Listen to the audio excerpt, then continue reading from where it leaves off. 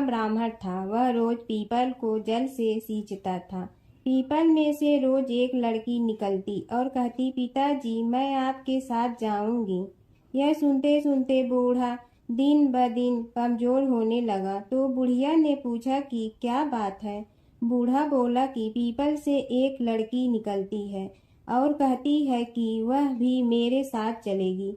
बुढ़िया बोली कि कल ले आना उस लड़की को, जहाँ 6 लड़कियां पहले से ही हमारे घर में है, वहाँ 7वीं लड़की और सही। अगले दिन बूढ़ा उस लड़की को घर ले आया। घर लाने के बाद बूढ़ा ब्राह्मण आटा मांगने गया तो उसने पहले दिनों की अपेक्षा आज ज्यादा आटा मिला था। जब बुढ़िया वह आटा छानने लगी तो लड़की ने कहा कि लाओ माँ, मैं छान देती हूँ। जब वह आटा छानने बैठी तो परात भर गई। उसके बाद माँ खाना बनाने जाने लगी तो लड़की बोली कि आज रसोई मैं बनाऊंगी। तो बुढ़िया बोली कि ना, तेरे हाथ जल जाएंगे। लेकिन लड़की नहीं मानी। वह रसोई में खाना बनाने गई तो उसने तरह तरह के 36 व्यंजन बना डाले और आज सभी ने भर पेट खाना खाया। इससे पहले वह आधा पेट भूखा ही रहते थे। रात हुई तो बुढ़िया का भाई आया और कहने लगा कि दीदी मैं तो खाना खाऊंगा। बुढ़िया परेशान हो गई कि अब खाना कहाँ से लाऊंगी। लड़की ने पूछा कि क्या बात है माँ। उसने कहा कि तेरा मामा आया है और रोटी खाएगा, लेकिन रोटी तो सबने खा ली है, अब उसके लिए कहाँ से लाऊंगी। लड़की बोली कि तू चिंता मत कर माँ, मैं बना दूंगी। और वह रसोई में गई और मामा के लिए 36 व्यंजन बना दी। मामा ने भरपेट खाया और कहा भी कि ऐसा खाना इससे पहले उसने कभी नहीं खाया है। बुढ़िया ने कहा कि भाई तेरी बावनी भाजी है, उसी ने बनाया है। शाम हुई तो लड़की बोली कि माँ चौका लगा के चौके का दिया जला देना, कोठे में मैं सोऊंगी। बुढ़िया बोली कि ना बेटी, तू डर जाएगी। लेकिन वह बोली कि ना माँ, मैं नहीं डरूंगी, मैं अंदर कोठे में ही सोऊंगी। वह कोठे में ही जाकर सो गई। आधी रात को लड़की उठी और चारों ओर आंख मारी तो धन ही धन हो गया। वह बाहर जाने लगी तो एक बूढ़ा ब्राह्मण सो रहा था। उसने देखा तो कहा कि बेटी तू कहाँ चली। लड़की बोली कि मैं तो दरिद्रता दूर करने आई थी, अगर तुम्हें दूर करवानी है तो करवा लो। उसने बूढ़े के घर में भी आँख से देखा तो चारों ओर धन ही धन हो गया। सुबह सवेरे सब उठे तो लड़की को ना पाकर उसे ढूंढने लगे कि पावनी बेटी कहाँ चली गई। बूढ़ा ब्राह्मण बोला कि वह तो लक्ष्मी माता थी, जो तुम्हारे साथ मेरी दरिद्रता भी दूर कर गई। हे लक्ष्मी माता, जैसे आपने उनकी दरिद्रता दूर की, वैसे ही सबकी करना। धर्मराज जी की कथा। दो सेठानियाँ थी। एक के घर में धन बहुत था पर वह कंजूस थी। दूसरी के पास धन थोड़ा कम था पर मन से वह बहुत अमीर थी। रोज सवेरे उठती, गंगा स्नान करती, तुलसी माता, बड़, पीपल सींचने, भगवान के मंदिर जाके पूजा करती। धर्मराज सूरज भगवान की कहानी सुनती, भगवान के भोग लगाकर अतिथि को जिमाती, गाय कुत्ता के लिए ग्रास निकालती। दूसरी सेठानी इस धर्मात्मा को देखकर हंसती और कहती, पता नहीं दिन भर क्या करती रहती है। थोड़े समय बाद दोनों सेठानियों को भगवान का बुलावा आया। धर्मात्मा सेठानी के तो यमराज जी ने विमान भेजा और दूसरी को दूत मारते ही ले गया। रास्ते में सेठानी बोली, मेरे को भूख लगी है। तो दूत बोले, किसी को कुछ दिया होगा तो मिलेगा। फिर बोली, प्यास लगी है। दूत बोले, किसी को पानी पिलाया तो मिलेगा। रास्ते में उसे काट चुभने लगे, गर्मी पड़ने लगी, पर दूत तो उसे घसीटे ही ले गए। अब सेठानी बहुत पछताने लगी कि सब कुछ होते हुए भी दान धर्म नहीं किया। इतने में यमराज का दरबार आया। धर्मात्मा बुढ़िया को भगवान के पास सिंहासन मिला और वह उस पर बैठी थी। उधर दूसरी सेठानी को तपते कुंड में डाल दिया। अब सेठानी यमराज से बोली, मुझे 1.25 पहर का जीवन दान दे दो, मैं वापस आकर दंड भोग लूँगी। यमराज बोले, ठीक है। सेठानी के शरीर में वापस प्राण डाल दिए। संसार में आते ही पंडितों को बुलाकर सेठानी ने धर्मराज की कथा सुनी। सब तरह से दान धर्म किया। इतने में समय पूरा हो गया। अब की बार विमान आया। सवा पहर के दान धर्म से सेठानी को स्वर्ग मिला। धर्मराज जी की परम भक्त पोपा बाई की कथा। एक गांव में एक पोपा बाई रहती थी। जब वह 5 साल की थी तभी से वह नियम से धर्मराज जी व्रत की कथा सुनती थी और व्रत करती थी। एक दिन उसने अपने भाई व भाभी से कहा कि मैं शादी नहीं करूंगी। अब मैं अपना समय भगवान की पूजा अर्चना में ही बिताना चाहती हूँ। इसलिए मेरी झोपड़ी गांव के बाहर बनवा दो और गांव में सबको कह दो कि वह अपनी गाय व बछड़ों को मेरे यहाँ ही घास भूस चरने को भेज दो और जिसकी भी इच्छा हो, श्रद्धा हो, मुझे खाना भिजवा दो। एक दिन नगर का राजा शिकार खेलने जंगल में आया और गांव के बाहर जंगल के पास बनी झोपड़ी देखकर रुक गया। झोपड़ी के पास जाकर उसने आवाज लगाई कि कौन है, लेकिन भीतर से कोई आवाज न आने पर वह लगातार दरवाजा खटखटाता रहा। तब पोपा बाई उठी और कहने लगी कि कौन हो तुम जो बार बार दरवाजा बजा रहे हो, क्यों आवाज लगा रहे हो? राजा ने कहा कि मैं यहाँ का राजा हूँ और तुम्हारे साथ विवाह करूँगा। पोपा बाई ने कहा कि जहाँ से आए हो वहीं चले जाओ, मैं किसी पराये आदमी का मुँह नहीं देखती हूँ। राजा ने पोपा बाई की एक नहीं सुनी और जबरदस्ती उठा ले गया। तब पोपा बाई ने राजा को श्राप दिया कि तुम्हारा सारा राजपाट नष्ट हो जाएगा। महल में आने पर राजा की रानियों ने सारी बात सुनकर राजा से अनुरोध किया कि पोपा बाई को वहीं वापस छोड़ आओ। राजा जब पोपा बाई को वापस झोपड़ी में छोड़ने जाने लगा तो रास्ते में पाप की नदी आई जिसमें राजा डूब गया। कुछ समय बाद पोपा बाई मृत्यु के बाद धर्मराज जी के यहाँ पहुँची और धर्मराज जी ने उन्हें स्वर्ग का राज दे दिया। एक बार एक सेठ व सेठानी मृत्यु लोक से स्वर्ग लोक आए तो उसके द्वार बंद देखकर वह धर्मराज जी से द्वार खोलने का आग्रह करते हैं। धर्मराज जी कहते हैं, इस द्वार पर पोपा बाई का राज है। इस पर सेठ सेठानी कहते हैं कि हम पोपा बाई को नहीं जानते हैं। धर्मराज जी उन दोनों की बात सुनकर कहते हैं कि तुम दोनों 7 दिन तक मृत्युलोक में रहो। 8 खोपड़ा से राई भरकर 5 कपड़े ऊपर रख कर कहानी सुनकर उद्यापन करना और कहना कि राज है। पोपा बाई लेखा लेगी राई राई का। सारे बोलो पोपा बाई की जय। माता सीता की कथा। यह कहानी सीता माता कहती थी और श्री राम इसे सुना करते थे।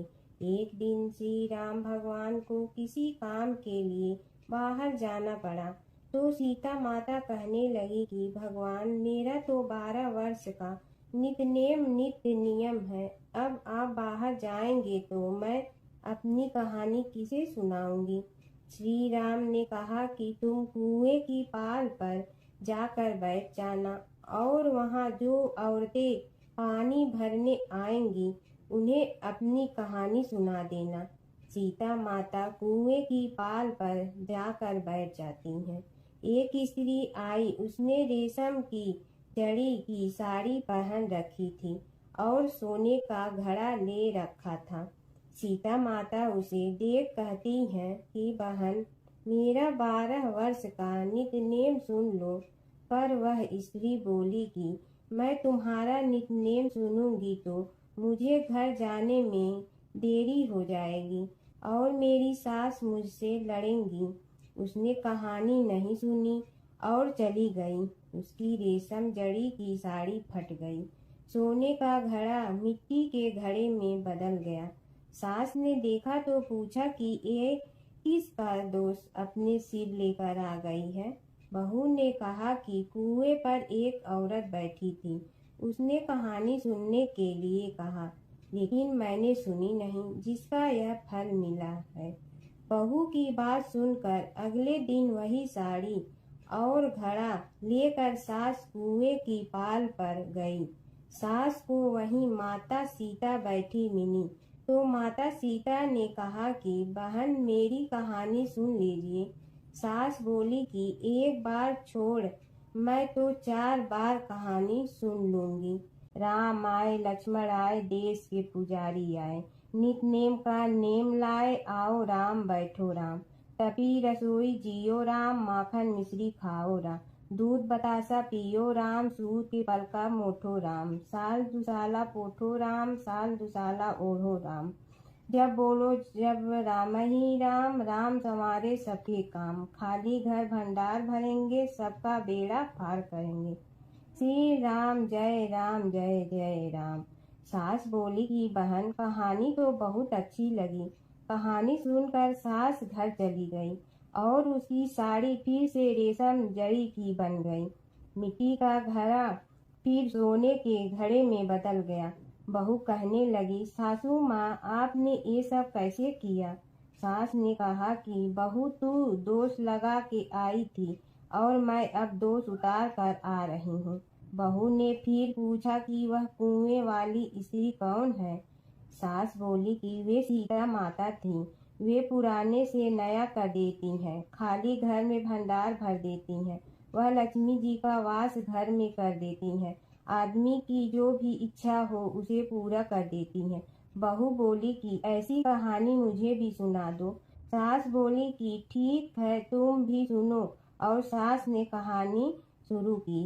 राम आए लक्ष्मण आए देश के पुजारी आए, नित नेम का नेम लाए आओ राम बैठो राम। तपी रसोई जियो राम, माखन मिश्री खाओ राम। दूध बतासा पियो राम, सूत के पलका मोठो राम।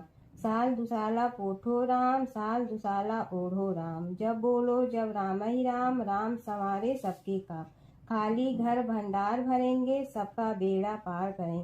श्री राम जय जय राम। कहानी सुनकर बहू बोली कि कहानी तो बहुत अच्छी है। सास ने कहा कि ठीक है इस कहानी को रोज कहा करेंगे। अब सास बहू रोज सवेरे उठती, नहाती धोती और पूजा करने के बाद नित नेम की सीता की कहानी कहती। एक दिन उनके यहाँ एक पड़ोस की औरत आई और बोली कि बहन जरा सी आँच दे ना। तो वह बोली कि आज तो अभी हमने जलाई ही नहीं। पड़ोसन ने कहा कि तुम सुबह 4 बजे से उठकर क्या कर रही हो? फिर उन्होंने कहा कि सुबह उठकर हम पूजा करते हैं, फिर सीता माता की नित नेम की कहानी कहते हैं। पड़ोसन ने उसकी बात सुनकर फिर कहा कि सीता माता की कहानी कहने से तुम्हें क्या मिलता है? वे बोली कि इनकी कहानी कहने से घर में भंडार भर जाते हैं, सारे काम सिद्ध होते हैं, मन की इच्छा भी पूरी हो जाती है। पड़ोसन कहती है कि बहन ऐसी कहानी तो मुझे भी सुना दो। फिर वह बोली कि ठीक है तुम भी यह कहानी सुन लो। राम आए लक्ष्मण आए देश के पुजारी आए, नित नेम का नेम लाए आओ राम बैठो राम। सारी कहानी सुनने के बाद पड़ोसन कहने लगी, बहन कहानी तो मुझे बहुत अच्छी लगी। अब वह पड़ोसन भी नित नेम सीता माता की कहानी कहने लगी। कहानी कहने से सीता माता ने पड़ोसन के भी भंडार भर दिए। अब तो पूरे मोहल्ले में नित नेम की कथा चल पड़ी। हर किसी की मनोकामना पूरी होने लगी। हे सीता माता, जैसे आपने उनके भंडार भरे वैसे ही आप हमारे भी भंडार भरना, सबकी भरना, कहानी सुनने वाले के भी और कहानी कहने वाले के भी। जमुना की कहानी। प्राचीन समय में एक गांव था जिसमें 2 बहनें रहा करती थी। एक बहन का नाम गंगा था तो दूसरी बहन का नाम जमुना था। एक बार दोनों बहनें एक साहूकार के खेत से गुजर रही थी तो जमुना ने 13 दाने जौ के तोड़ लिए, जिसे देख गंगा बोली कि तुझे तो ग्रहण लग गया, तूने चोरी की है। इस पर जमुना बोली कि अब मेरा ग्रहण कैसे धुलेगा। गंगा ने कहा कि तुझे 12 साल तक साहूकार के यहाँ नौकरी करनी पड़ेगी, तभी तेरा पाप धुलेगा और ग्रहण से मुक्ति मिलेगी। जमुना साहूकार के यहाँ नौकरी के लिए जाती है और अपने लिए काम मांगती है। साहूकार उसे काम पर रख लेता है, लेकिन काम करने से पहले जमुना उसे कहती है कि मैं सारे काम करूंगी, लेकिन 4 काम नहीं करूंगी। जूठे बर्तन नहीं मांजूंगी, झाड़ू नहीं लगाऊंगी, बिस्तर नहीं बिछाऊंगी और दिया नहीं जलाऊंगी। 12 साल के बाद कुंभ का मेला लगा तो साहूकारनी भी कुंभ नहाने जाने लगी। यमुना ने उसे जाते देख कहा कि कुंभ के मेले में मेरी बहन गंगा मिलेगी तो उसे यह सोने का टक्का दे देना, इससे वह अपने हाथों में सुंदर चूड़ियां पहन लेगी। साहूकारनी ने कुंभ के मेले में गंगा को वह सोने का टका दे दिया। गंगा ने उनसे वह टका लेते हुए कहा कि मेरी बहन को कहना कि उसके 12 वर्ष पूरे हो गए हैं, अब वह वहां वापिस आ जा। साहूकार व साहूकारनी वापिस घर आए तब जमुना मटके में पानी भर रही थी। दोनों जमुना से बोले कि हमने सोने का वह टका तेरी बहन गंगा को दे दिया था और उसने कहा है कि तेरे 12 वर्ष पूरे हो गए हैं, इसलिए अब तुम वापिस जाओ। यह समाचार सुनते ही जमुना सहस्त्र धारा में बदल गई और बहने लगी। यमुना जी का यह रूप देखकर साहूकार और साहूकारनी परेशान हो गई थी। हमारे घर में जमुना माता ने काम किया, हमें तो अब ग्रहण लग गया है, हम यह ग्रहण कैसे उतारेंगे। जमुना भागकर गंगा माता के पास चली गई।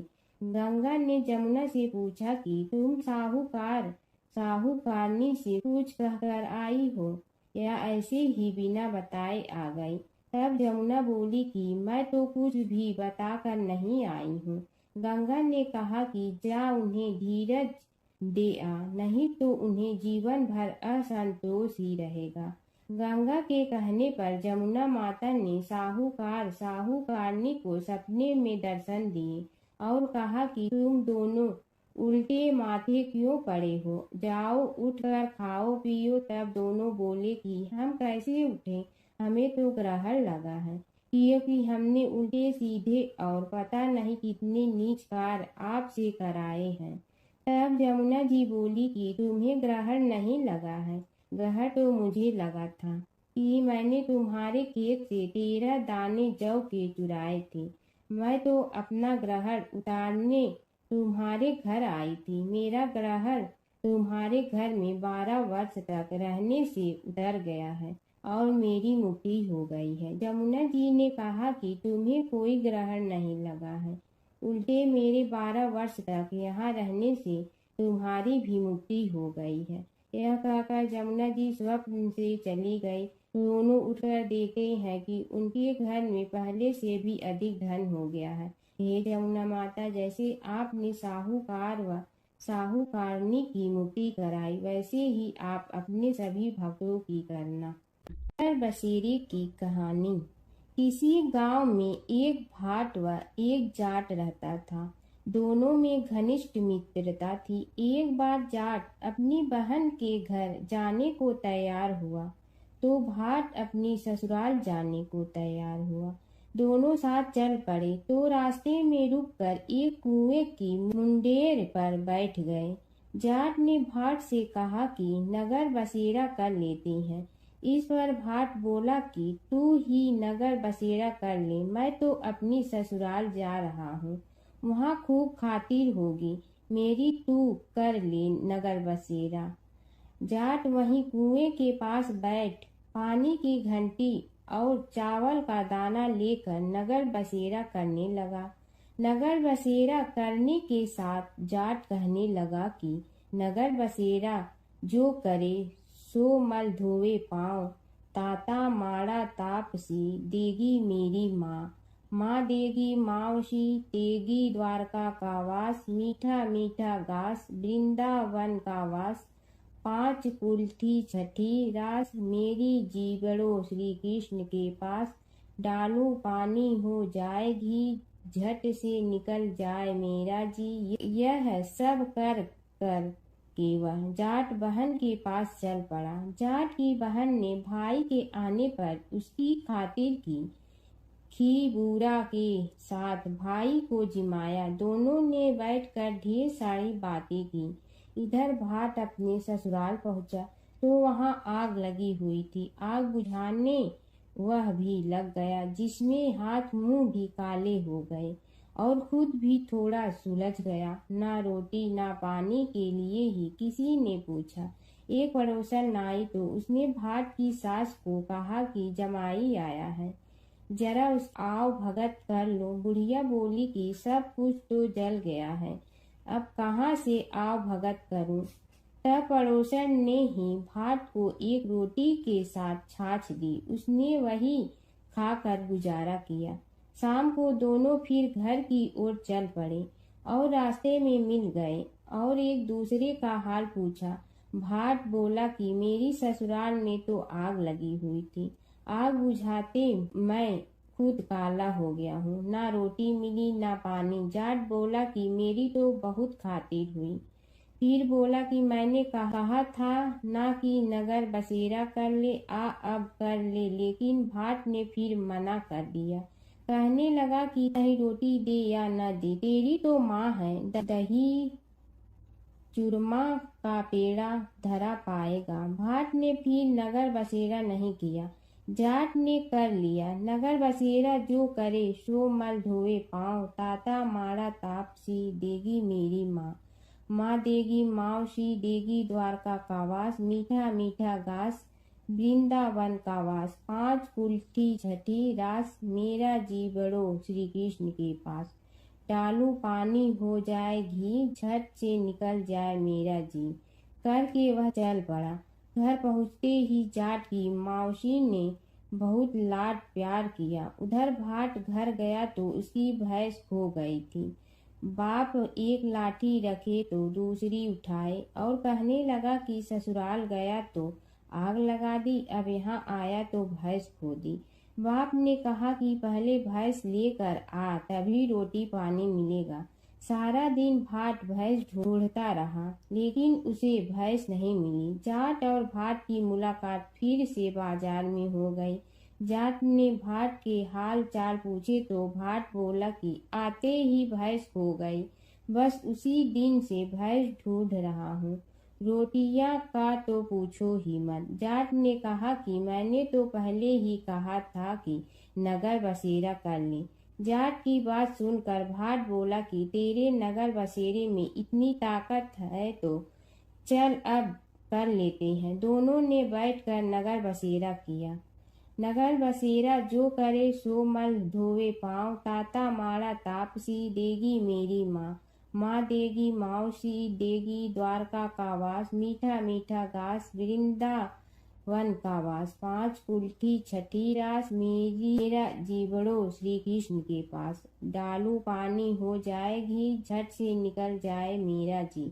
दोनों के नगर बसेरा करने पर भाट जैसे ही आगे बढ़ा तो उसकी खोई भैंस मिल गई, जिसे लेकर घर पहुंचा। घर पहुंचते ही माँ ने कहा कि लड़के को आते ही घर से निकाल दिया, सारे दिन से ये भूखा प्यासा भटक रहा है। यह कहकर उसकी माँ ने उसको खूब खिलाया पिलाया। इस घटना के बाद सारे नगर में ढिंढोरा पिटवा गया कि कब कोई अपने पीहर या सास से आते जाते नगर बसेरा करें। जैसे भाट को नगर बसेरा करने का फल मिला, वैसे ही हर किसी को मिले। गणेश और बुढ़िया माई की कथा। एक बुढ़िया थी, वह बहुत ही गरीब और दृष्टिहीन थी। उसके एक बेटा और बहू थे। वह बुढ़िया सदैव गणेश जी की पूजा किया करती थी। एक दिन गणेश जी प्रकट होकर उस बुढ़िया से बोले, बुढ़िया माँ तू जो चाहे सो मांग ले।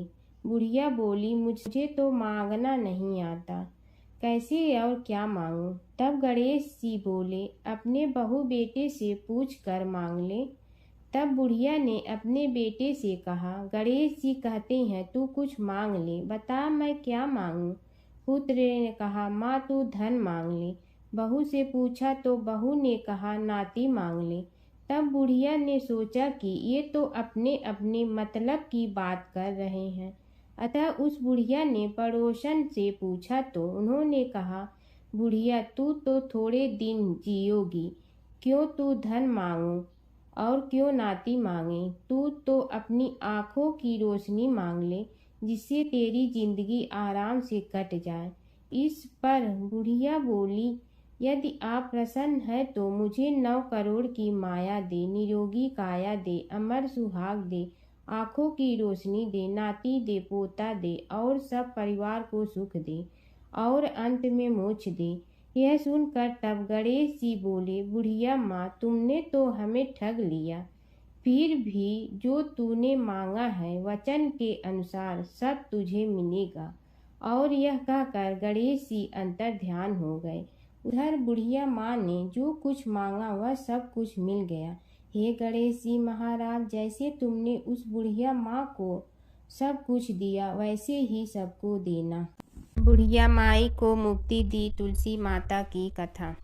एक बुढ़िया माई तुलसी जी को सींचती और कहती कि हे तुलसी माता, सत की दाता, मैं तेरा बिडला सींचती हूँ, मुझे बहू दे, पीताम्बर की धोती दे, मीठा मीठा घास दे, बैकुंठा में वास दे, चटक की चाल दे, पटक की मोद दे, चंदन का काठ दे, रानी सा राज दे, दाल भात का भोजन दे, 11 की मौत दे, कृष्ण जी का कंधा दे।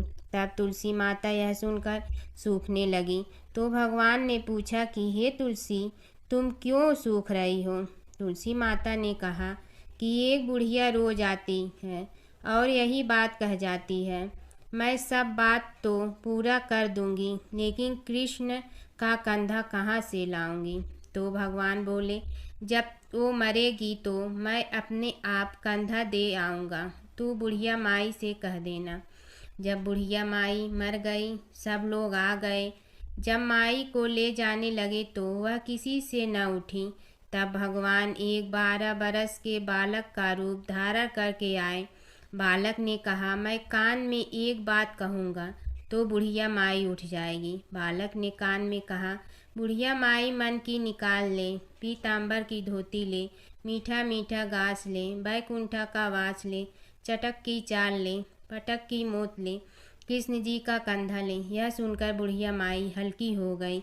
भगवान ने कंधा दिया और बुढ़िया माई को मुक्ति मिल गई। हे तुलसी माता, जैसे बुढ़िया माई को मुक्ति दी वैसे सबको देना। प्राचीन काल की बात है। नैमिषारण्य क्षेत्र में ऋषि, महर्षि और साधु संतों का समाज जुड़ा था। उसमें श्री सूत जी भी विद्यमान थे। शौनक जी ने उनकी सेवा में उपस्थित होकर निवेदन किया कि हे अज्ञान रूप घोर तिमिर को नष्ट करने में करोड़ों सूर्यों के समान प्रकाशमान श्री सूत जी, हमारे कानों के लिए अमृत के समान जीवन प्रदान करने वाले कथा तत्व का वर्णन कीजिए। हे सूत जी, हमारे हृदयों में ज्ञान के प्रकाश की वृद्धि तथा भक्ति, वैराग्य और विवेक की उत्पत्ति जिस कथा से हो सकती हो वह हमारे प्रति कहने की कृपा कीजिए। शौनक जी की जिज्ञासा से सूत जी बड़े प्रसन्न हुए। पुरातन इतिहासों के स्मरण से उनका शरीर पुलकायमान हो रहा था।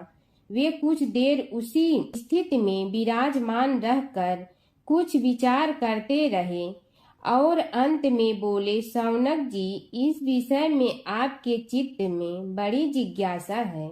आप धन्य हैं जो सदैव ज्ञान की प्राप्ति में तत्पर रहते हुए विभिन्न पुराण कथाओं की जिज्ञासा रखते हैं।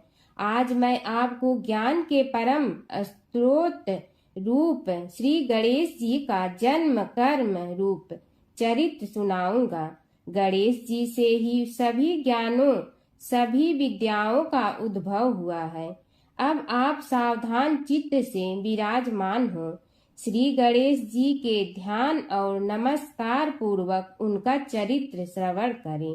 नमस्तस्मै गणेशाय ब्रह्मा विद्या प्रदायिनी यनागस्त्यसमः साक्षात विघ्न सागर शोषणे।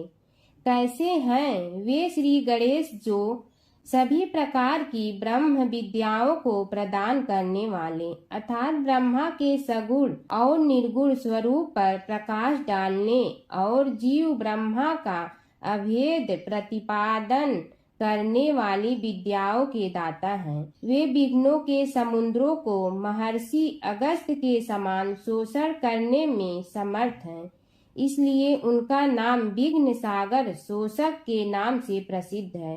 मैं उन भगवान श्री गणेश जी को नमस्कार करता हूँ। प्रथम पूजा के अधिकारी श्री गणेश जी, यह कहकर सूत जी कुछ समय के लिए मौन हो गए और फिर बोले, शौनक जी, भगवान गणेश जी ही सर्वप्रथम पूजा प्राप्ति के अधिकारी हैं। किसी भी देवता की पूजा करो, पहले उनकी पूजा करो। शौनक जी ने निवेदन किया, हे भगवान, हे सूत, सर्वप्रथम यह बताने की कृपा कीजिए कि गणेश जी को प्रथम पूजा का अधिकार किस प्रकार प्राप्त हुआ।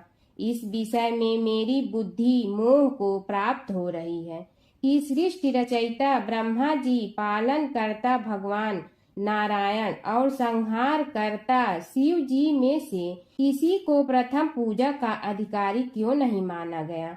यह त्रिदेव ही तो सबसे बड़ा देवता माने जाते हैं।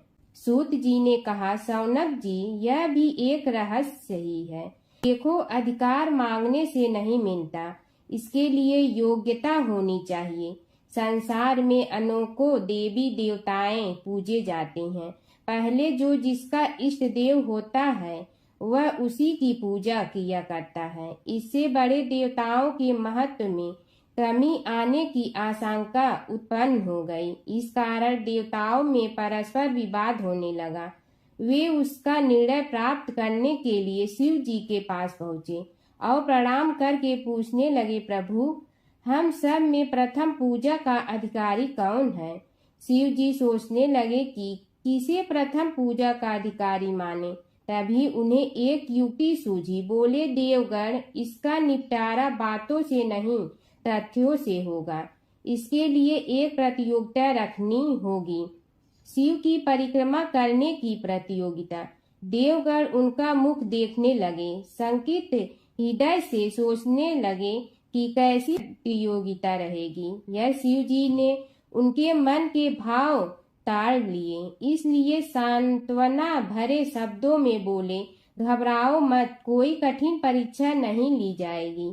बस इतना ही कि सभी अपने अपने वाहनों पर चढ़कर संसार की परिक्रमा करो और फिर यहाँ लौट आओ। जो पहले लौटेगा वही सर्वप्रथम पूजा का अधिकारी होगा। अब क्या देर थी, सभी अपने अपने वाहन पर चढ़कर दौड़ पड़े। किसी का वाहन गजराज था तो किसी का सिंह, किसी का भैंसा तो किसी का मृग, किसी का हंस तो किसी का उल्लू, किसी का अश्व तो किसी का श्वान। अभिप्राय यह है कि वाहनों को विविधता के दर्शन उस समय जितने भले प्रकार से हो सकते थे उतने अन्य समय में नहीं। सबसे गया बीता वाहन गणेश जी का था मूषक, उससे चूहा भी कहते हैं। ऐसे वाहन के बल भरोसे इस प्रतियोगिता में सफल होना तो क्या, सम्मिलित होना भी हास्यास्पद है। गणेश जी ने सोचा, छोड़ो, क्या होगा प्रतियोगिता में भाग लेने से, हम तो यहाँ बैठे रहकर ही तमाशा देखेंगे। वे बहुत देर तक विचार करते रहे। अंत में उन्हें एक युक्ति सूझी। शिव जी स्वयं ही जगदाता हैं, यह संसार उन्हीं का प्रतिबिंब है, तब क्यों न इन्हीं की परिक्रमा कर ली जाए। इनकी परिक्रमा करने से ही संसार की परिक्रमा हो जाएगी। ऐसा निश्चय कर उन्होंने मूषक पर चढ़कर शिव जी की परिक्रमा की और उनके समक्ष जा पहुँचे। शिव जी ने कहा, तुमने परिक्रमा पूर्ण कर ली। उन्होंने उत्तर दिया, जी हाँ। शिव जी सोचने लगे कि इसे तो यहीं घूमते हुए देखा, फिर परिक्रमा कैसे कराया। देवताओं का परिक्रमा करके लौटना आरंभ हुआ और उन्होंने गणेश जी को वहां बैठे देखा तो माथा ठनक गया। फिर भी साहस करके बोले, अरे तुम विश्व की परिक्रमा के लिए नहीं गए। गणेश जी ने कहा, अरे मैं कब का यहाँ आ गया। देवता बोले, तुम्हें तो कहीं भी नहीं देखा। गणेश जी ने उत्तर दिया, देखते कहाँ से, समस्त संसार शिव जी में विद्यमान है। इनकी परिक्रमा करने से ही संसार की परिक्रमा पूर्ण हो गई।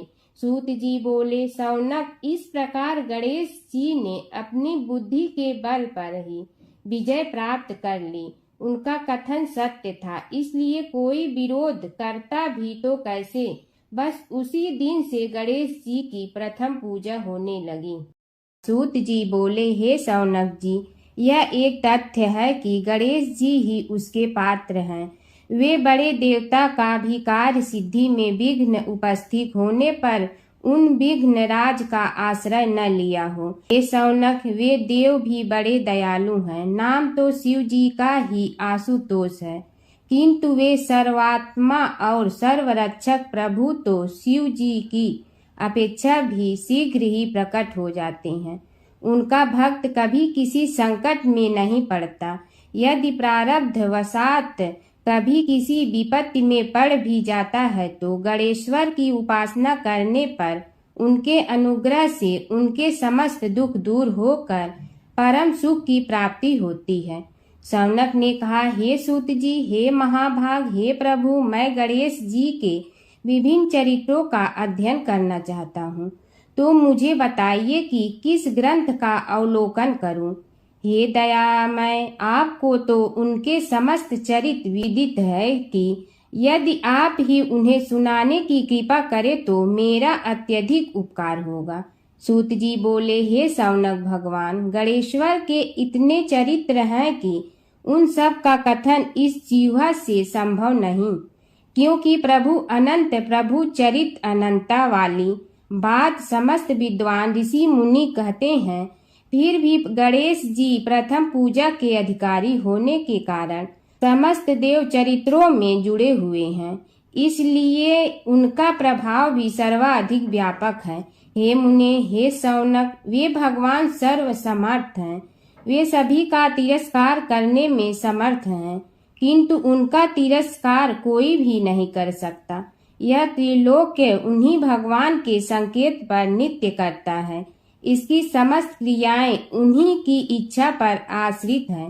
हे शौनक भगवान गणेश्वर स्वयं कहते हैं, शिवे विष्णु च शक्तौ च सूर्ये मयि निराधिप यो भेद बुद्धि योगः स सम्य योगुः मतो मम।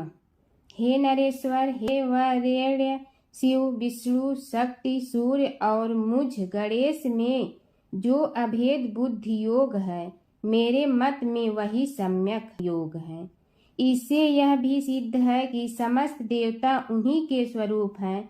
वे ही भगवान विभिन्न कार्य रूपों के अनुसार अपना भिन्न भिन्न नाम रखते हैं। हे मुनि श्रेष्ठ, उन सब देवताओं के चरित्र भी उन्हीं गणराज के चरित्र हैं। यद्यपि सब चरित्र एक ही ग्रंथ में मिलने में संभव नहीं है, फिर भी गणेश्वर के अनेकों प्रमुख चरित्रों का वर्णन गणेश पुराण में हुआ है। राजा सोमकांत का वृतांत कथन। शौनक जी ने पूछा, हे प्रभु, गणेश पुराण का आरंभ किस प्रकार हुआ, यह मुझे बताने की कृपा करें। इस पर सूत जी ने कहने लगे, हे शौनक, यद्यपि गणेश पुराण है तो बहुत प्राचीन, क्योंकि भगवान गणेश्वर तो आदि हैं। न जाने कब से गणेश जी अपने उपासकों पर कृपा करते चले आ रहे हैं। उनके अनंत चरित्र हैं, जिनका संग्रह एक महापुराण का रूप ले सकता है। उसे एक बार भगवान नारायण ने नारद जी को और भगवान ने शंकर और जगन जननी पार्वती जी को सुनाया था। बाद में वही पुराण संक्षेप रूप में ब्रह्मा जी ने महर्षि वेद व्यास को सुनाया और फिर व्यास जी ने महर्षि भृगु को सुनाया। भृगु ने कृपा करके सौराष्ट्र के एक राजा सोमकांत को सुनाया था। तब से वह पुराण अनेक कथाओं में विस्तृत होता रहा और अनेक कथाओं से रहित होता हुआ अनेक रूप में प्रचलित है। शौनक जी ने पूछा, भगवान, आप यह बताने का कष्ट करें कि राजा सोमकांत कौन था।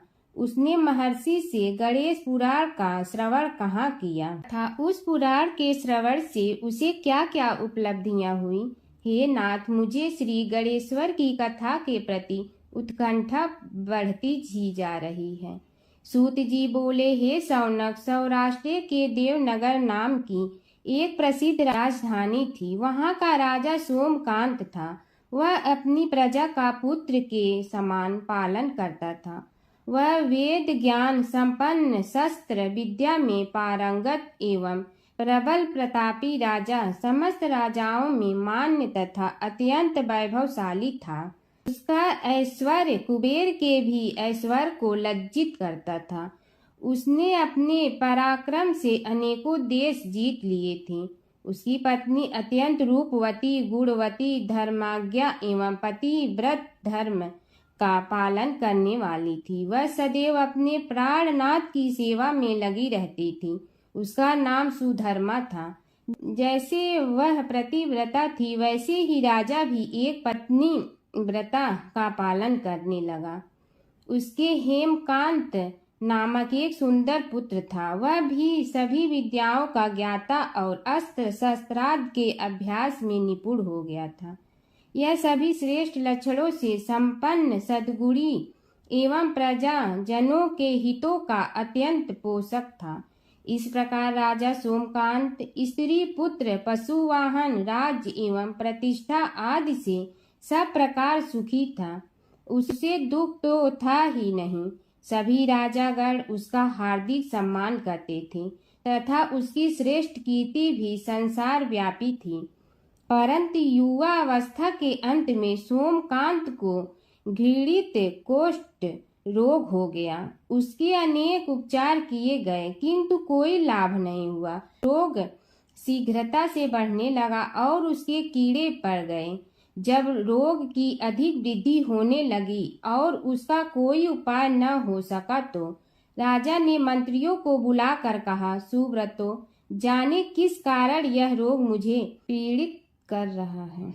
अवश्य ही यह किसी पूर्व जन्म के पाप का फल होगा। इसलिए मैं अब अपना समस्त राजपाट छोड़कर वन में रहूंगा। मेरे पुत्र हेमकांत को मेरे समान मानकर राज्य शासन का धर्म पूर्वक संचालन कराते रहें। यह कहकर राजा ने शुभ दिन दिखवाकर अपने पुत्र हेमकांत को राज्य पद पर अभिषेक किया और अपनी पत्नी सुधर्मा के साथ निर्जन वन की ओर चल दिया। प्रजापालक राजा के वियोग में समस्त प्रजा जन अश्रु बहाते हुए उनके साथ चले गए। राज्य की सीमा पर पहुंचकर राजा ने अपने पुत्र अमात्यगण और प्रजा जनों को समझाया, आप सब लोग धर्म के जानने वाले, श्रेष्ठ आचरण में तत्पर एवं सहृदय हैं। यह संसार तो वैसे भी परिवर्तनशील है। जो आज है वह कल नहीं था और आने वाले कल में भी नहीं रहेगा। इसलिए मेरे जाने से दुख का कोई कारण नहीं है। मेरे स्थान पर मेरा पुत्र सभी कार्यों को करेगा। इसलिए आप सब उसके अनुशासन में रहते हुए उसे सदैव सम्मान करते रहें। फिर पुत्र से कहा, बेटा, यह स्थिति सभी के समझ आती रही है। हमारे पूर्व पुरुष भी परंपरागत रूप से वृद्धावस्था आने पर वन में जाते रहे हैं। मैं कुछ समय पहले ही वन में जा रहा हूँ, तो कुछ पहले या पीछे जाने में कोई अंतर नहीं पड़ता। यदि कुछ वर्ष बाद जाऊं तब भी मोह का त्याग करना ही होगा। इसलिए हे वत्स, तुम दुखित मत हो और मेरी आज्ञा मानकर राज्य शासन को ठीक प्रकार चलाओ। ध्यान रखना, क्षत्रिय धर्म का कभी त्याग न करना और प्रजा को सदा सुखी रखना। इस प्रकार राजा सोमकांत ने सभी को समझा बुझाकर वहां से वापस लौट आया और स्वयं अपनी पतिव्रता भार्या के साथ वन में प्रवेश किया। पुत्र हेमकांत के आग्रह से उसने सुबल और ज्ञान गम्य नामक 2 आत्माओं को भी साथ ले लिया। उन सब ने एक समतल एवं सुंदर स्थान देखकर वहां विश्राम किया। तभी उन्हें एक मुनि कुमार दिखाई दिया। राजा ने उससे पूछा, तुम कौन हो, कहाँ रहते हो, यदि उचित समझो तो मुझे बताओ। मुनि बालक ने कोमल वाणी में कहा, मैं महर्षि भृगु का पुत्र हूँ। मेरा नाम च्यवन है। हमारा आश्रम निकट में ही है। अब आप भी अपना परिचय दीजिए। राजा ने कहा, मुनि कुमार, आपका परिचय पाकर मुझे बड़ी प्रसन्नता हुई। मैं सौराष्ट्र के देवनगर नामक राज्य का अधिपति रहा हूँ। अब अपने पुत्र को राज्य देकर मैंने अरण्य की शरण ली है। मुझे कुष्ठ रोग अत्यंत पीड़ित किए हुए हैं। उसकी निवृत्ति का कोई उपाय करने वाला हो तो कृपा कर मुझे बताइए। मुनि कुमार ने कहा, मैं अपने पिताजी से अपना वृतांत कहता हूँ, फिर वे जैसा कहेंगे आपको बताऊंगा। यह कहकर मुनि बालक चला गया और कुछ देर में ही आकर बोला, राजन, मैंने आपका वृतांत अपने पिताजी को बताया। उनकी आज्ञा हुई है कि आप सब मेरे साथ आश्रम में चलकर उनसे भेंट करें, तभी आपके रोग के विषय में भी विचार किया जाएगा। राजा सोमकांत के पूर्व जन्म का वृत्तांत भृगु द्वारा वर्णन। राजा अपनी पत्नी और अमात्यों के सहित च्यवन के साथ साथ भृगु आश्रम में जा पहुंचा और उन्हें प्रणाम कर बोला, हे भगवान, हे महर्षि, मैं आपकी शरण हूँ। आप मुझ कुष्ठी पर कृपा कीजिए। महर्षि बोले, राजन, यह तुम्हारे किसी पूर्व जन्म कृत पाप का ही उदय हो गया है। इसका उपाय मैं विचार करके बताऊंगा। आज तो तुम सब स्नान आज से निवृत्त होकर रात्रि विश्राम करो। महर्षि की आज्ञा अनुसार सबने स्नान, भोजन आदि के उपरांत रात्रि व्यतीत की और प्रातः काल स्नान आदि नित्य कर्मों से निवृत्त होकर महर्षि की सेवा में उपस्थित हुए। महर्षि ने कहा, राजन, मैंने तुम्हारे पूर्व जन्म का वृतांत जान लिया हूँ और यह भी विदित कर लिया है कि किस पाप के फल से तुम्हें इस रोग की प्राप्ति हुई है। यदि तुम चाहो तो उसे सुना दूं। राजा ने हाथ जोड़कर निवेदन किया, बड़ी कृपा होगी मुनिनाथ, मैं उसे सुनने के लिए उत्कंठित हूँ। महर्षि ने कहा, तुम पूर्व जन्म में एक धनवान वैश्य के लाडले पुत्र थे। वह वैश्य विंध्याचल के निकट कौलहार नामक ग्राम में निवास करता था। उसकी पत्नी का नाम सुलोचना था। तुम उसी वैश्य दंपत के पुत्र हुए। तुम्हारा नाम कामद था। तुम्हारा लालन पालन बड़े लाड चाव से हुआ।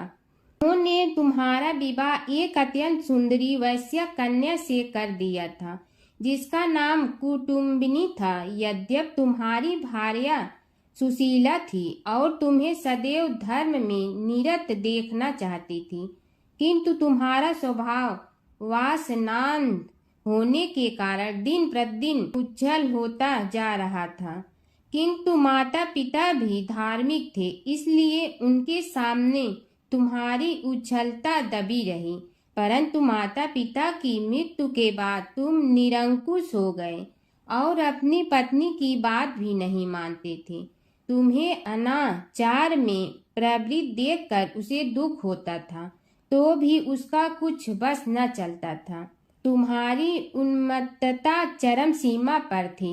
अपनों से भी द्वेष और क्रूरता का व्यवहार किया करते थे। हत्या आदि कराते थे। तुम्हारे लिए सामान्य बात हो गई। पीड़ित व्यक्तियों ने तुम्हारे विरुद्ध राजा से पुकार की। अभियोग चला और तुम्हें राज्य की सीमा से भी बाहर चले जाने का आदेश हुआ। तब तुम घर छोड़कर किसी निर्जन वन में रहने लगे। उस समय तुम्हारा कार्य लोगों को लूटना और हत्या करना ही रह गया। एक दिन माध्याह्न काल था। गुणवर्धक नामक एक विद्वान ब्राह्मण उधर से निकला। बेचारा अपनी पत्नी को लिवाने के लिए ससुराल जा रहा था। तुमने उस ब्राह्मण युवक को पकड़कर लूट लिया। प्रतिरोध करने पर उसे मारने लगे तो वह चित्कार करने लगा, मुझे मत मार, मत मार, देख मेरा दूसरा विवाह हुआ है। मैं पत्नी को लेने के लिए जा रहा हूँ। किंतु तुम तो क्रोधवश में ऐसे लीन हो रहे थे कि तुमने उसकी बात सुनकर भी नहीं सुनी। जब उसे मारने लगे तो उसने श्राप दे दिया, अरे हत्यारे, मेरी हत्या के पाप से तो सहस्त्र कल्प तक घोर नरक भोगोगे। तुमने उसकी कोई चिंता न की और सिर काट लिया। राजन, तुमने ऐसी ऐसी एक नहीं बल्कि अनेक निरीह हत्याएं की थी, जिनकी गणना करना भी पाप है।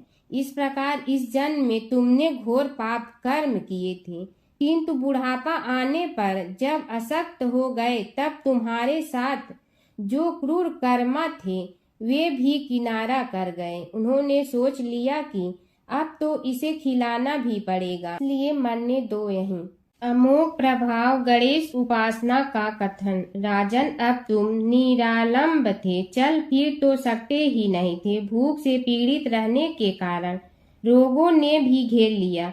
उधर से जो कोई निकलता तुम्हें घृणा की दृष्टि से देखता हुआ चला जाता। तब तुम आहार की खोज में बड़ी कठिनाई से चलते हुए एक जीर्ण शीर्ण देवालय में पहुंचा। उसमें भगवान गणेश्वर की प्रतिमा विद्यमान थी। तब न जाने किस पुण्य के उदय होने से तुम्हारे मन में गणेश जी के प्रति भक्ति भाव जागृत हुआ। तुम निराहार रहकर उनकी उपासना करने लगे। उससे तुम्हें सब कुछ मिला और रोग भी कम हुआ। राजन, तुमने अपने साथियों की दृष्टि बचाकर बहुत सा धन एक स्थान पर गाड़ दिया था। अब तुमने उस धन को उसे देवालय के जीर्णोद्धार में लगाने का निश्चय किया। शिल्पी बुलाकर उस मंदिर को सुंदर और भव्य बनवा दिया। इस कारण कुख्याति सुख्याति में बदलने लगी। फिर यथा समय तुम्हारी मृत्यु हुई। यमदूतों ने पकड़कर तुम्हें यमराज के समक्ष उपस्थित किया। यमराज तुमसे बोले, जीव, तुमने पाप और पुण्य दोनों ही किए हैं और दोनों का ही भोग तुम्हें भोगना है, किंतु पहले पाप का फल भोगना चाहते हो पुण्य का। इसके उत्तर में तुमने प्रथम अपने पुण्य कर्मों के भोग की इच्छा प्रकट की और इसीलिए उन्होंने तुम्हें राजकुल में जन्म लेने के लिए भेज दिया। पूर्व जन्म में तुमने भगवान गणाध्यक्ष का सुंदर एवं भव्य मंदिर बनवाया था, इसलिए तुम्हें सुंदर देह की प्राप्ति हुई। यह कहकर महर्षि भृगु कुछ रुके। उन्होंने देखा कि राजा को इस वृतांत पर शंका हो रही है। तभी महर्षि के शरीर में असंख्य विकराल पक्षी उत्पन्न होकर राजा की ओर झपटे। उनकी चोंच बड़ी तीक्ष्ण थी, जिनसे वे राजा के शरीर को नोच नोच कर खाने लगे। उसके कारण उत्पन्न असहनीय पीड़ा से व्याकुल हुए राजा ने महर्षि के समक्ष हाथ जोड़कर निवेदन किया, प्रभु, आपका आश्रम तो समस्त द्वेष आदि से परे है और यहाँ मैं आपकी शरण में बैठा हूँ। तब यह पक्षी मुझे आकर ही क्यों पीड़ित कर रहे हैं? हे मुनिनाथ, इनसे मेरी रक्षा कीजिए। महर्षि ने राजा के अंतर्वचन सुनकर सांत्वना देते हुए कहा, राजन, तुमने मेरे वचनों में शंका की थी और जो मुझ सत्यवादी के कथन में शंका करते हैं उसे खाने के लिए मेरे शरीर से इसी प्रकार पक्षी प्रकट हो जाते हैं, जो कि मेरे हुंकार करने पर भस्म हो जाया करते हैं। यह कर महर्षि ने हुंकार की और तभी वे समस्त पक्षी भस्म हो गए। राजा श्रद्धावनत होकर उनके समक्ष अश्रुपात करता हुआ बोला, प्रभु, अब आप पाप से मुक्त होने का उपाय कीजिए। महर्षि ने कुछ विचार कर कहा, राजन, तुम पर भगवान गणेश्वर की कृपा सहज रूप से है और वे ही प्रभु तुम्हारे पापों को भी दूर करने में समर्थ हैं। इसलिए तुम उनके पाप नाशक चरित्रों का श्रवण करो। गणेश पुराण में उनके चरित्रों का भले प्रकार वर्णन हुआ है, अतएव तुम श्रद्धा भक्ति पूर्वक उसी को सुनने में चित्त लगाओ। राजा ने प्रार्थना की, महामुनि, मैंने गणेश पुराण का नाम भी आज तक नहीं सुना, तो उनके सुनने का सौभाग्य कैसे प्राप्त कर सकूंगा? हे नाथ, आपसे अधिक ज्ञानी और प्रकांड विद्वान और कौन हो सकता है? आप ही मुझ पर कृपा कीजिए। महर्षि ने राजा की दीनता देखकर उसके शरीर पर अपने कमंडल का मंत्रपूत जल छिड़का। तभी राजा को एक छींक आई और नासिका से एक अत्यंत छोटा काले वर्ण का पुरुष बाहर निकल आया। देखते देखते वह बढ़ गया। उसके भयंकर रूप को देखकर राजा कुछ भयभीत हुआ, किंतु समस्त आश्रमवासी वहां से भाग गए। वह पुरुष महर्षि के समक्ष हाथ जोड़कर खड़ा हो गया। ने उसकी ओर देखा और कुछ उच्च स्वर में बोले, तू कौन है, क्या चाहता है? वह बोला, मैं साक्षात पाप हूँ। समस्त पापियों के शरीर में मेरा निवास है। आपके मंत्रपूत जल के स्पर्श से मुझे विवश होकर राजा के शरीर से बाहर निकलना पड़ा है। अब मुझे बड़ी भूख लगी है, बताइए क्या खाऊं और कहाँ रहूं? महर्षि बोले, तू उस आम के अवकाश स्थान में निवास कर और उसी वृक्ष के पत्ते खाकर जीवन निर्वाह कर। यह सुनते ही वह पुरुष आम के वृक्ष के पास पहुंचा, किंतु उसके स्पर्श मात्र से वह वृक्ष जलकर भस्म हो गया। फिर जब पाप पुरुष को रहने के लिए कोई स्थान दिखाई न दिया तो वह भी अंतर्हित हो गया। एक समय की बात है, एक भाई बहन रहते थे। बहन का नियम था कि वह अपने भाई का चेहरा देखते ही खाना खाती थी। हर रोज वह सुबह उठती थी और जल्दी जल्दी सारा काम करके अपने भाई का मुंह देखने के लिए उसके घर जाती थी। एक दिन रास्ते में एक पीपल के नीचे गणेश जी की मूर्ति रखी थी। उसने भगवान के सामने हाथ जोड़कर कहा कि मेरे जैसा अमर सुहाग और मेरे जैसा अमर पीहर सबको दीजिए। यह कहकर वह आगे बढ़ जाती है। जंगल के झाड़ियों के कांटे उसके पैरों में चुभा करते थे। एक दिन भाई के घर पहुंची और भाई का मुंह देखकर बैठ गई तो भाभी ने पूछा, पैरों में क्या हो गया है? यह सुनकर उसने भाभी को जवाब दिया कि रास्ते में जंगल के झाड़ियों के गिरे हुए कांटे पांव में चुभ गए हैं। जब वह वापस अपने घर आ जाए तब भाभी ने अपने पति से कहा कि रास्ते को साफ करवा दो, आपकी बहन के पांव में बहुत सारे कांटा चुभ गए हैं। भाई ने तब कुल्हाड़ी लेकर सारी झाड़ियों को काटकर रास्ता साफ कर दिया, जिससे गणेश जी का स्थान भी वहां से हट गया। यह देखकर भगवान गुस्सा हो गए और उसके भाई के प्राण हर लिए। लोग अंतिम संस्कार के लिए जब भाई को ले जा रहे थे तब उसकी भाभी रोते हुए लोगों से कही, थोड़ी देर रुक जाओ, उसकी बहन आने वाली है। वह अपने भाई का मुंह देखे बिना नहीं रह सकती है, उसका यह नियम है। तब लोगों ने कहा, आज तो देख लेगी पर कल कैसे देखेगी? रोज दिन की तरह बहन अपने भाई का मुंह देखने के लिए जंगल में निकली। तब जंगल में उसने देखा कि सारा रास्ता साफ किया हुआ है। जब वह आगे बढ़ी तो उसने देखा कि सिद्ध विनायक को भी वहां से हटा दिया गया है। तब उसने जाने से पहले गणेश जी को एक अच्छे स्थान पर रखकर उन्हें स्थान दिया और हाथ जोड़कर बोली, भगवान मेरे जैसा अमर सुहाग और मेरे जैसा अमर पीहर सबको देना। और फिर बोलकर आगे निकल गई।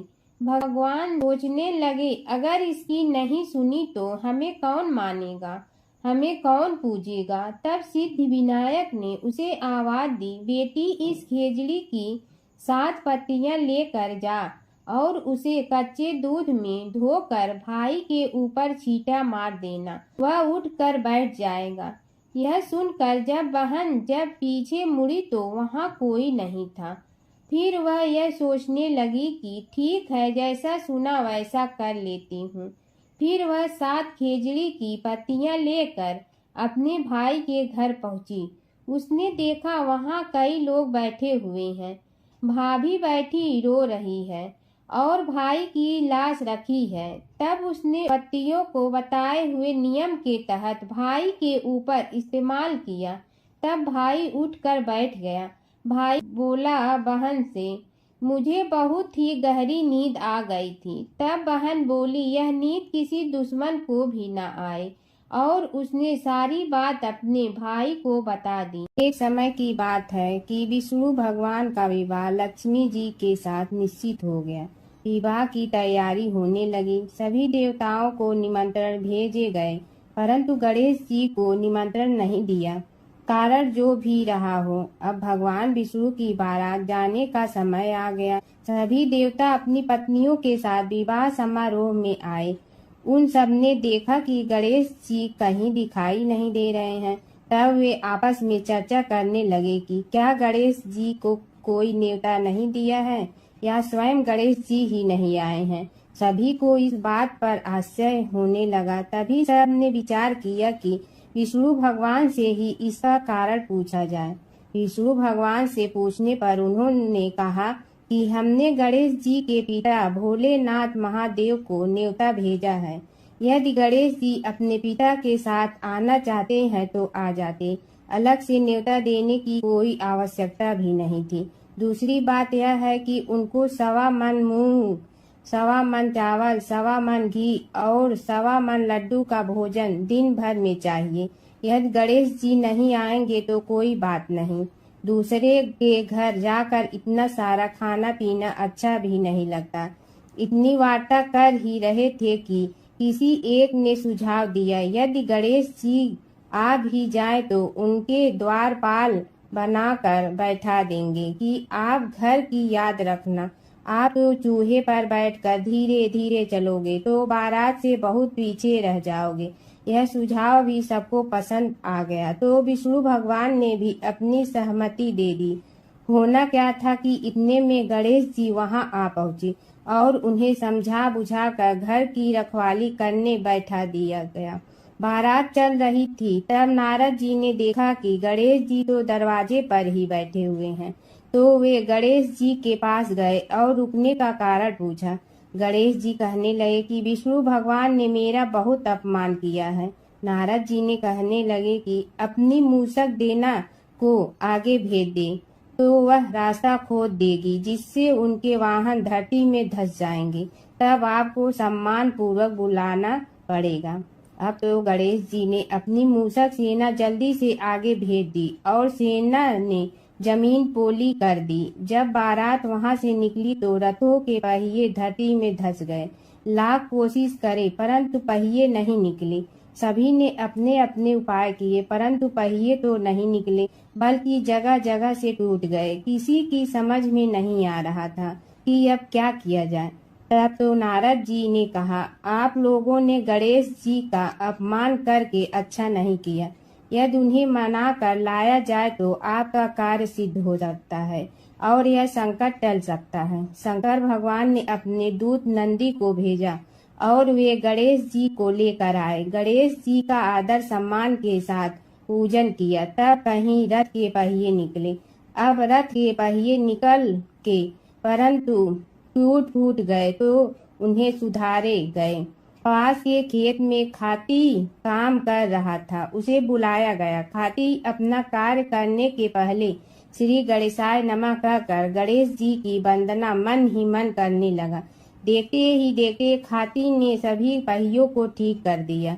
तब खाती कहने लगा कि हे देवताओं, आपने सर्वप्रथम गणेश जी को नहीं मनाया होगा और न ही उनकी पूजन की होगी, इसीलिए तो आपके साथ यह संकट आया है।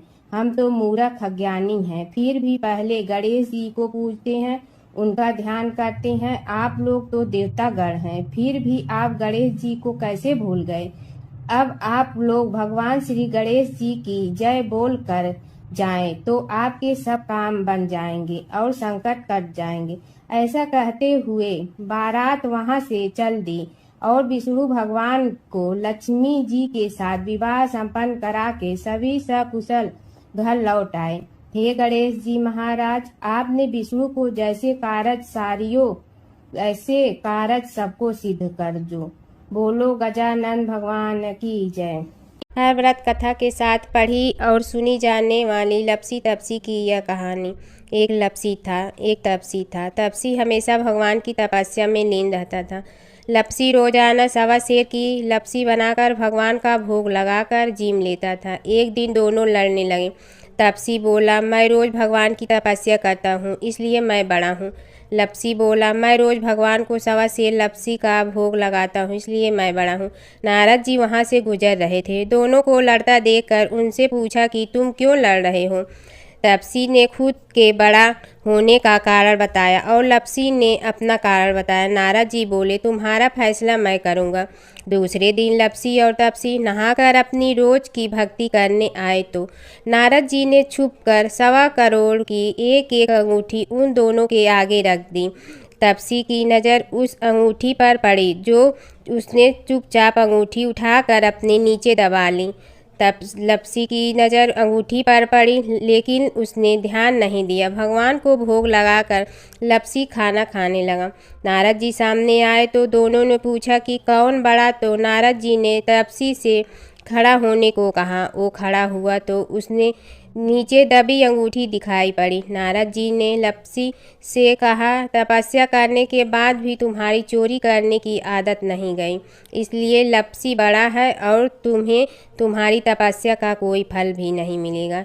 तपसी शर्मिंदा होकर माफ़ी मांगने लगा। उसने नारद जी से पूछा, मुझे मेरी तपस्या का फल कैसे मिलेगा। नारद जी ने कहा, यदि कोई गाय और कुत्ते की रोटी नहीं बनाएगा तो फल तुम्हें मिलेगा। यदि कोई ब्राह्मण को भोजन करवा कर दक्षिणा नहीं देगा तो फल तुम्हें मिलेगा। यदि कोई साड़ी के साथ ब्लाउज नहीं देगा तो फल तुझे मिलेगा। यदि कोई दिए से दिया जलाएगा तो फल तुम्हें मिलेगा। यदि कोई सारी कहानी सुने लेकिन तुम्हारी कहानी नहीं सुने तो फल तुझे मिलेगा। उसी दिन से हर व्रत कथा कहानी के साथ लपसी तपसी की कहानी भी सुनी और कही जाती है। ओम जय जगदीश हरे स्वामी, जय जगदीश हरे। भक्त जनों के संकट क्षण में दूर करे। ओम जय जगदीश हरे। जो ध्यावे फल पावे, दुख बिन दे मन का। सुख संपत्ति घर आवे, कष्ट मिटे तन का। ओम जय जगदीश हरे। मात पिता तुम मेरे, शरण कहूँ किसकी। तुम विनय और न दूजा, आस करूँ जिसकी। ओम जय जगदीश हरे। तुम पूर्ण परमात्मा, तुम अंतर्यामी। पार ब्रह्म परमेश्वर, तुम सबके स्वामी। ओम जय जगदीश हरे। तुम बिंदा के सागर, तुम पालन करता। मैं मूर्ख कल काम, कृपा करो भरता। ओम जय जगदीश हरे। तुम हो ये कय गोचर, सबके प्राणपति। किस विधि मिलूं दया में, तुमको मैं कुमति। ओम जय जगदीश हरे। दीन बंधु दुख हरता, तुम रक्षक मेरे। अपने हाथ उठाओ, द्वार पड़ा तेरे। ओम जय जगदीश हरे। विषय विकार मिटा, पाप हरो देवा। श्रद्धा भक्ति बढ़ाओ, संतन की सेवा। ओम जय जगदीश हरे। तन मन धन सब तेरा, स्वामी सब कुछ है तेरा। तेरा तुझको अर्पण क्या लागे मेरा। ओम जय जगदीश हरे। जय जगदीश हरे स्वामी, जय जगदीश हरे। भक्त जनों के संकट क्षण में दूर करे। ओम जय जगदीश हरे स्वामी, जय जगदीश हरे।